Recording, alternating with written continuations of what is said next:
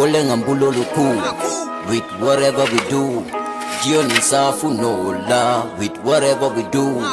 Hale yide munyu skula. Nyepamne ne kudlukula. Nyepangi ragala gena. Nyepamne ne kudlukula. Ibuloke nungoto ni beti sola. Ibuloke dato ni betoto.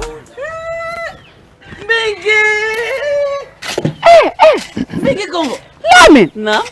Lamin te jibe norin te nyamen Lamin. Kabana wulo kono. Wulo kono nyinta mo Lamin. Pabilenki. Muna ngata afamole. Haina. Ngata. Ngoto le.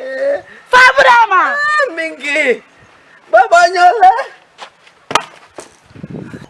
Ngoto le Fabrama. Namu dumara kan kuma diten. Fabrama. Dumara mu. Ndele bare muso. Lunda mbara. Jamani mbere. Alindo ko. Jamani. Bari ngoto man kontande.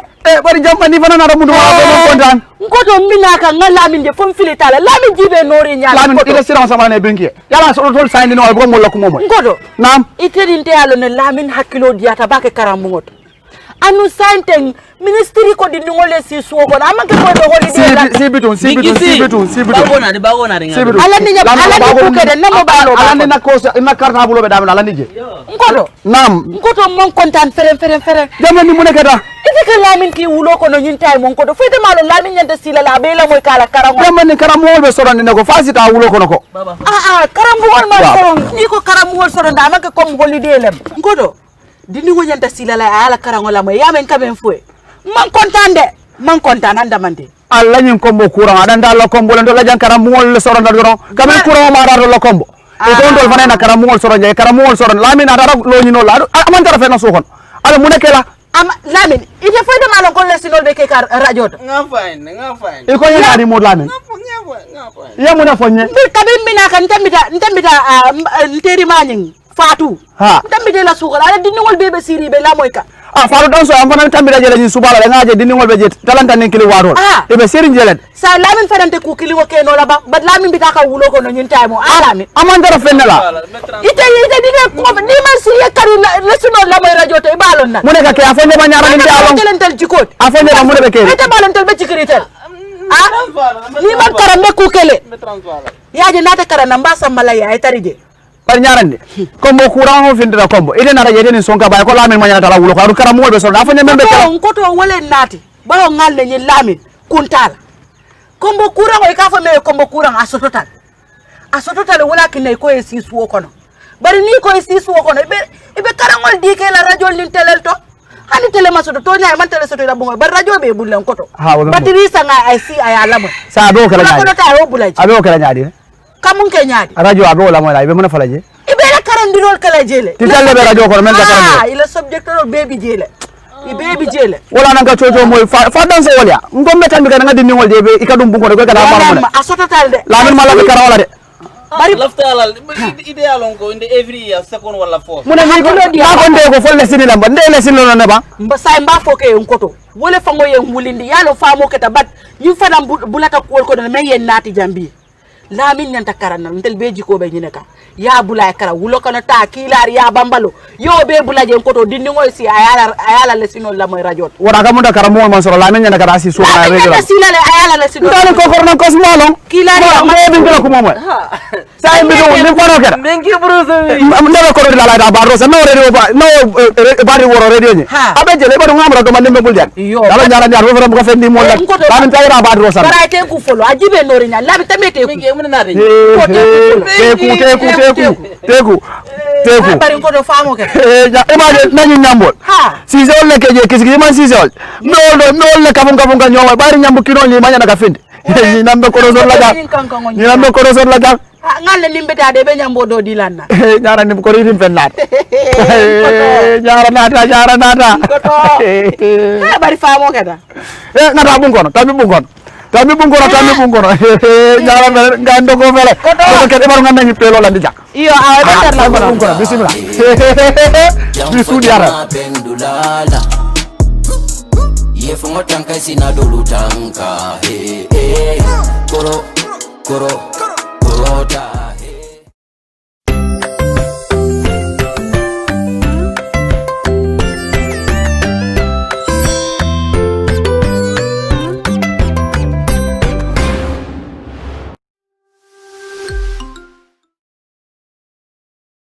Good day, viewers and listeners. I am Masana JCC, who has come to continue with our English language lessons. So today we are going to look at clause. That's going to be our objective for this lesson today, clause. Now, before we go to clause, or look at definition of clause and look at the types of clauses we have to do corrections on the class exercise that I gave in our last lesson on the adjectival phrase. And then those of you who can remember, I've given you 10 questions for you to identify adjectival phrases from and then indicate their functions. Now let's look at, let's do corrections first.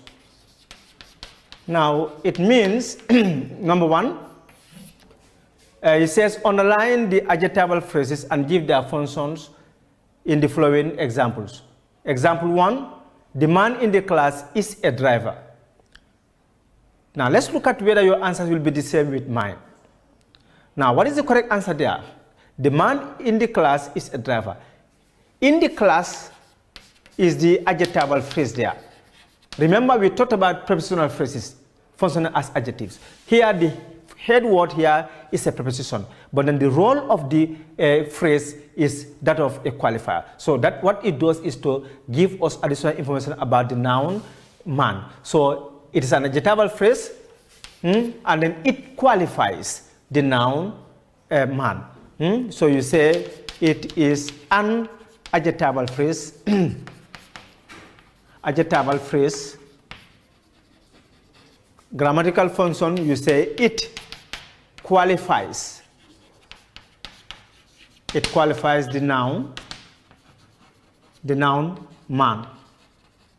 So you take note. Then example 2, we say the tailor sleeping in the workshop is tired. When you look at that expression, the phrase there should be sleeping in the workshop, which is an adjectival phrase. You get the point. Sleeping in the workshop. And then that's the adjectival phrase, that's grammatical name. And grammatical function, we say it qualifies the noun tailor. Then we have example 3. The box painted under the tree is mine. The phrase there is painted under the tree. Painted under the tree, which is an adjectival phrase. The painted here is not acting as a verb, but acting as a qualifier. So the painted under the tree is the adjectival phrase there, and then it qualifies the noun box. Are you following? Good. We move on to number 4. It says, drivers from other towns do not start early. The phrase there is from other towns. So that's the adjectival phrase there, from other towns. From other towns. That's the adjectival phrase there, from other towns. So what is the function? It qualifies the noun drivers. Then we move on to example 5.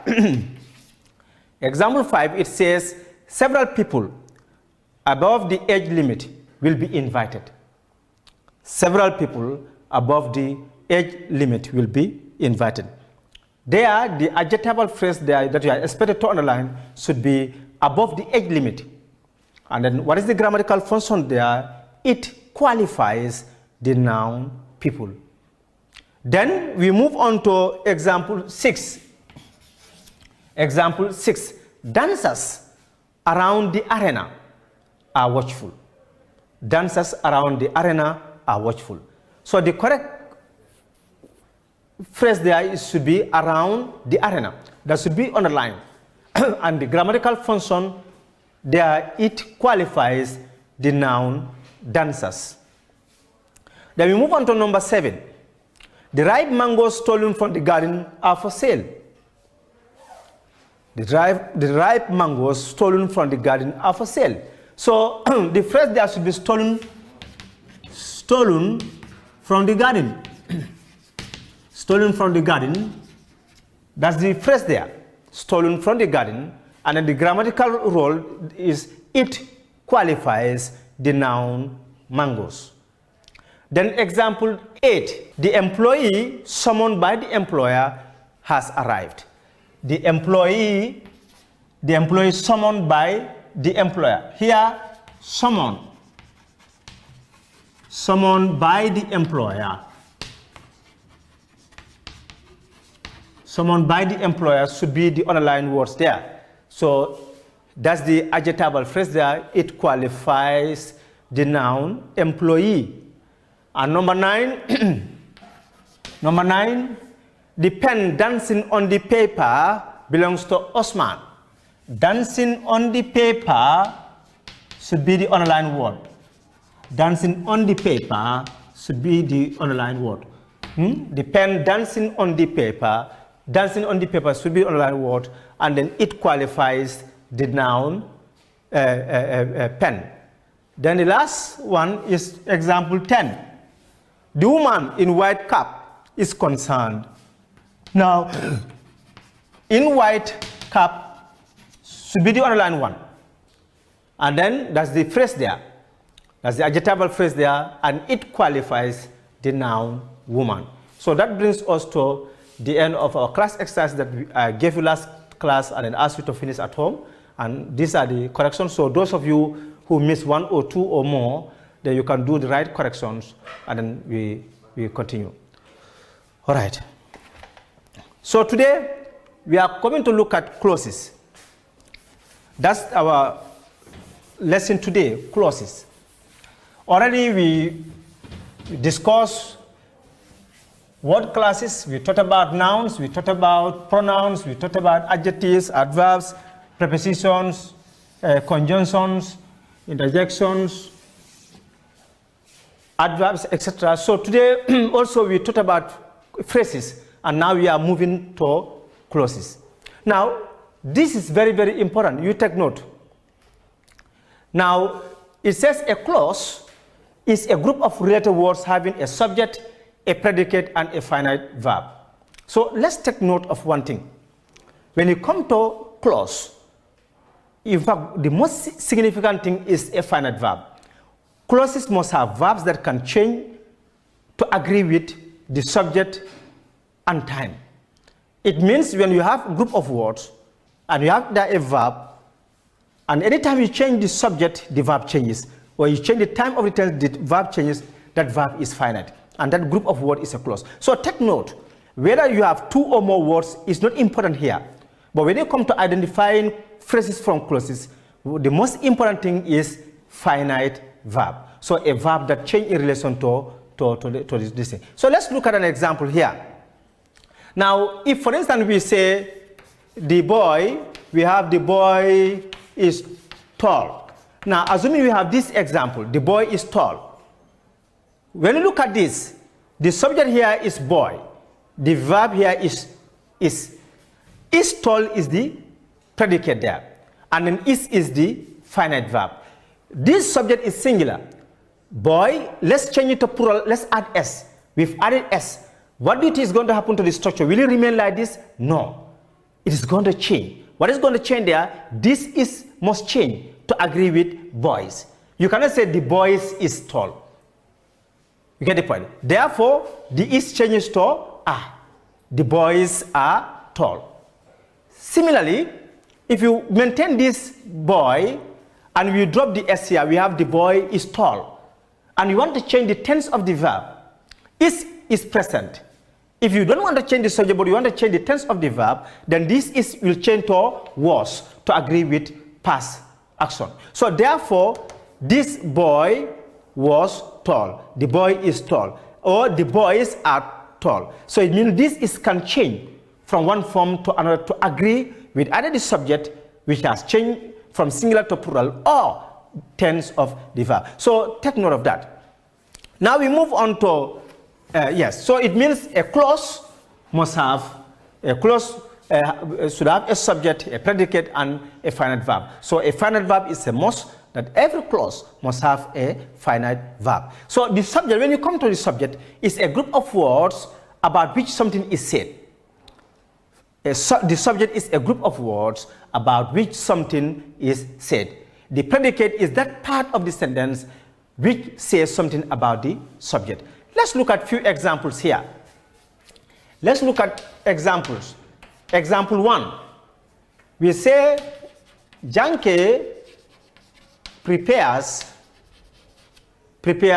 delicious meal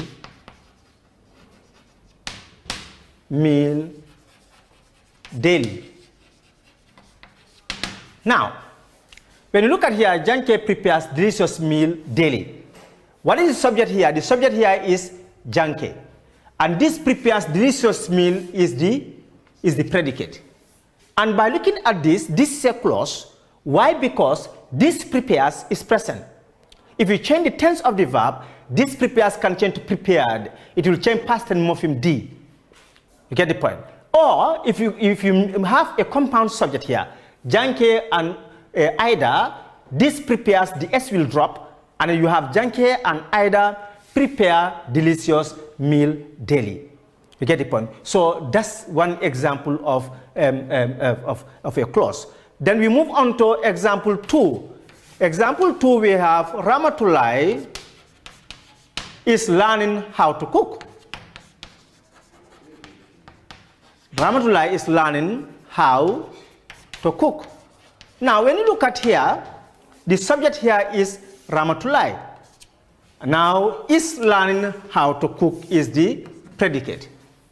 Now, by looking at this, one thing is very clear, is that this is a clause because this is can change. Ramatulai is learning how to cook. This is indicating present continuous action here.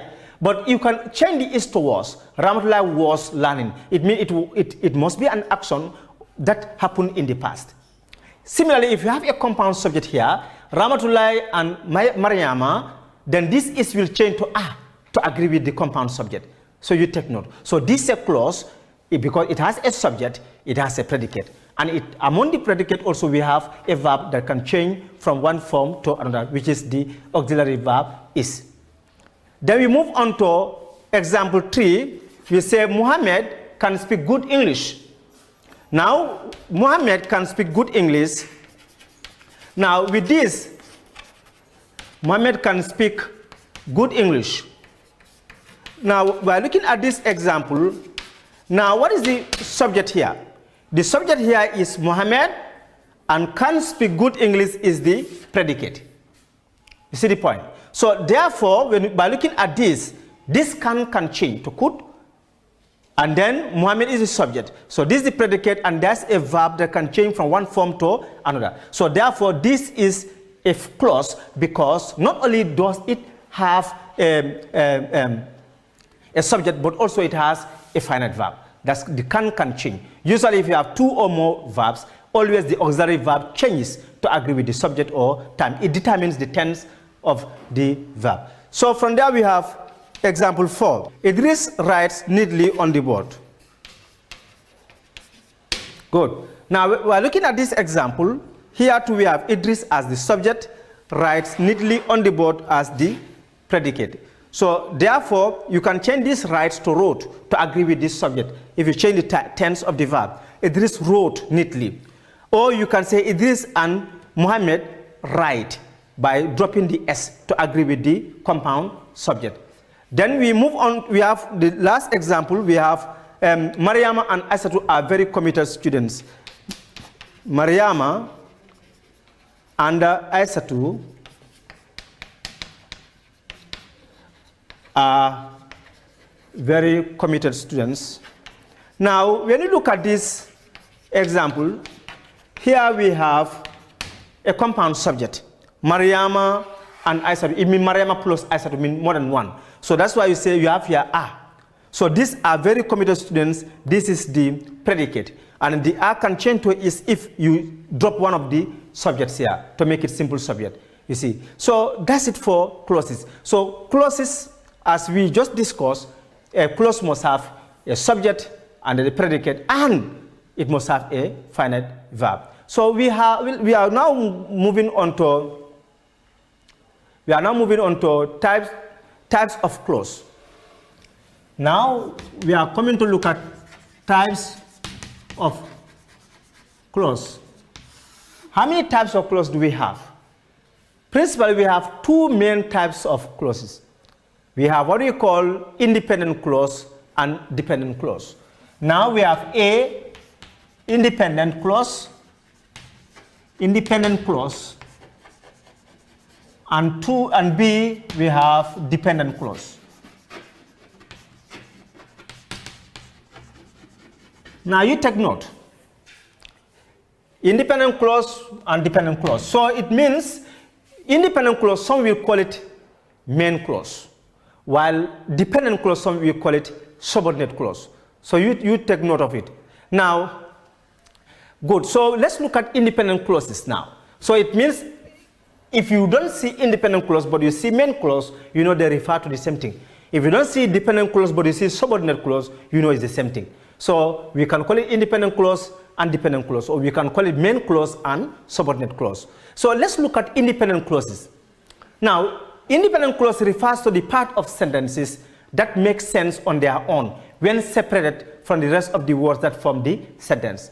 So it means once you are given a main clause or an independent clause, it means it can stand on its own, even if you don't add anything to it. It can express complete thought, and that's the idea here. Now let's look at an example. If we say the man spoke gently, example 1. If you say the man spoke gently. Now, by looking at this expresses complete thought. You don't need to add anything here in order to express something meaningful. Already there is a subject, there is a predicate. The man is the subject here, spoke gently is the predicate. You get the point? So therefore, when you look at this, it means this is able to express complete thought. So you take note. Now he says, example 2, if we have the players performed badly. The players performed badly. Now, assuming we have this, the players performed badly. Here, the subject is the players, and perform badly is the predicate. So this expresses complete thought. You don't need to add anything. You are able to express something that one can easily understand, because it is a clause. It is an independent clause. I mean, it can stand on its own. You see, now you can also say example 3, we commute to work daily. We commute to work daily. Now, when you look at this, we is the subject here. Commute to work daily is the predicate. You see the point? So therefore, by looking at this, we have subject, we have predicate, and then this commute can change to commuted, can change to commute depending on the subject. If you maintain the tense of the verb and you change the subject from plural to singular, this commute will take an S inflection. If you maintain the subject and you change the tense of the verb, this commute will take past tense morpheme D to agree with the subject and time. So you take note of that. So it means this is the subject and this is the predicate. So this is an independent clause. It is a clause that can stand on its own. So it doesn't require anything to be added in order to express something meaningful. So you take note of that. If you say also for, they saw us. They saw us. Now with this, they saw us, it expresses something meaningful. You get the point? So they saw us express something meaningful. So it is also an independent clause or main clause. It means it can stand on its own. We may have another example, like for instance, if you say it has been raining since yesterday. It has been raining since yesterday. It has been raining since yesterday. Now, when you look at this, the it here is the subject. Now, has been raining since yesterday is the predicate. So, therefore, this is an independent clause, because it can stand on its own without being held by any other clause. So it means it can act independently from any other expression. So it is able to say something meaningful. 5, then we move on to example 6. Halimatu did well in the test. Now we have example 6. If we say Halimatu did well in the test. Halimatu did well in the test. Now, assuming we have this, the subject here is Halimatu, and then did well in the test is the predicate. So this also is an independent clause because it is able, it has expressed something that's meaningful. So it expresses something that's complete. So it doesn't require any other clause to be added to it in order to express a complete thought. So this is also an independent clause. So basically that's it for independent clause. Just a gentle reminder, we did say we have 2 types of clauses. We have independent clause and we have dependent clause. So already we talked about independent clauses and then we've given you examples. Already we have 6 examples on the board. Any expression which expresses complete thought should be seen as independent clause, but if it doesn't, it is going to fall in the other category that we are coming to discuss now. Now we're moving on to dependent clause. Now already we talked about independent clause. Now we are moving on to dependent clause. So this is a simple thing. So it means clause is either independent or dependent. Clause is either dependent or independent. Now, if it is independent, what is going to happen is this: it expresses something meaningful. If it is dependent, it will require an addition of another clause to make it meaningful. So let's look at this definition. It says dependent clauses. These types of clauses have finite verb but do not express complete thought by themselves. You get the point? So they do not express complete thought by themselves. So it means if you have a dependent clause, once you want to leave it alone, it is not going to express anything meaningful. So you must add something to it in order to express something meaningful.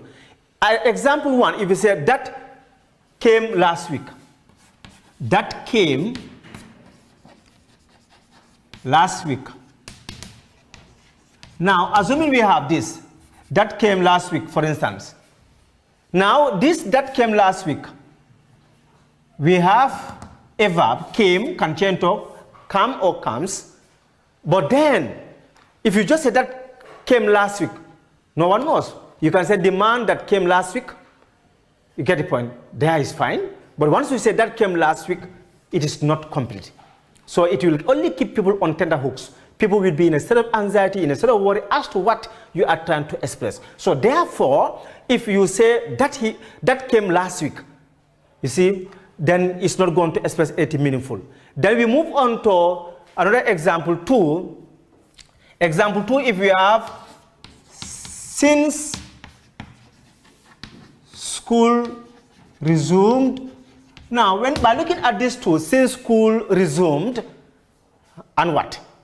So if you just come to a class and you tell them, class, good morning, since school resumed, and you stop, almost everybody will be in a state of worry because they wouldn't know what you are trying to say. Has anything bad happened? What are you trying to express? They wouldn't know. So therefore, you see, you could say the man always report to work since school resumed. So that would be better. So, but if you only say since school resumed, you stop there, it wouldn't make sense. Or if we have another example, we say when the headmaster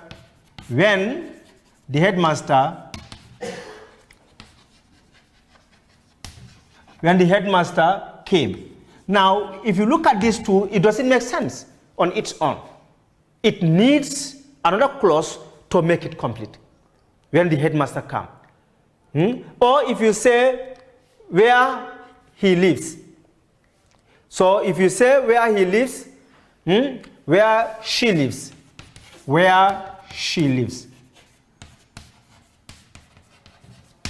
By looking at these two, where she lives also, it doesn't make sense on its own. So it means you can say the school, the house where she lives. But if you just say where she lives, it won't make sense. We have other examples because he had spent all the money.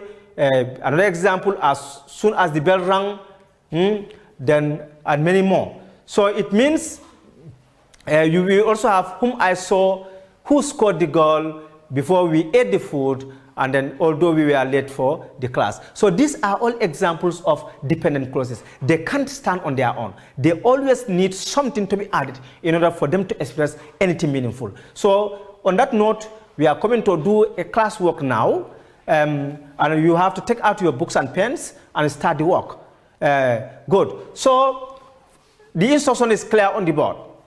Now, as you can see, it says, write I for all independent clauses and D for dependent clauses in the following work. Now, let's go through them. Now, if you feel number one has expressed a meaningful thought, write I against it. If it doesn't, write D against it. Am I clear? Good. Let's look at it. Number one, when you were in school. 2, the man is hardworking. 3, who scored the first goal. 4, which is glittering. 5, he is happy. 6, that he will be late. 7, because it's very dark. 8, since they are playing. 9, it has backed at us. And then 10, although they were prepared. So these are the exercises that you are expected to do. And you start work now. The corrections will be done in our next class because time is against us. So until I come your way next class, have a nice day.